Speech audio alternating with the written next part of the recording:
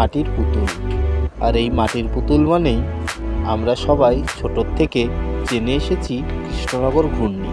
সেখানে রয়েছে বেশ কিছু জনপ্রিয় শিল্পী, তবে সবার অগোচরে রয়ে গেছে একদম সীমান্তবর্তী এলাকা শিকারপুর বারুইপাড়া, যেখান থেকে বাংলাদেশ বর্ডার বেশ খুব একটা দূরে নয়।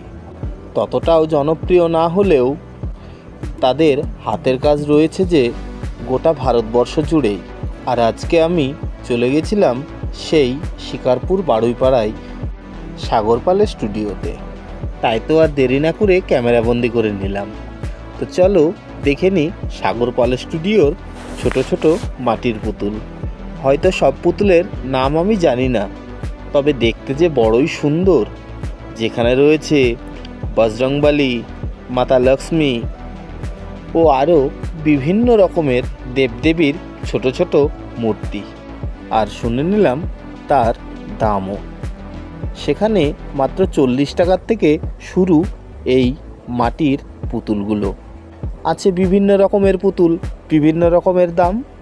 আর আরেকটি জিনিস দেখলাম, সেটা হয়তো 90 দশকের ছেলেমেয়েরা ছাড়া এখনকার যুগের ছেলেমেয়েদের সাথে তেমন একটা পরিচিত নয়। হাতে ঘোরানো জাতি বা চাকি। চাইলে তোমরাও এই সাগর পালের স্টুডিওতে অর্ডার দিতে পারো এই ধরনের সুন্দর সুন্দর পুতুলগুলি।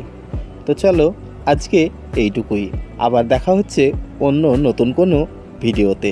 ততক্ষণ পর্যন্ত তোমরা ভালো থেকো।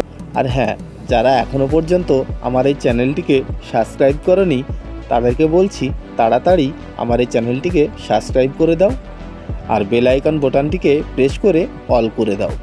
আমার এই সুন্দর সুন্দর ভিডিওগুলো আপলোড করার সাথে সাথে যেন সবার প্রথমে তোমার কাছেই পৌঁছিয়ে যায়। আর ভালো লাগলে একটি লাইক করে দিও।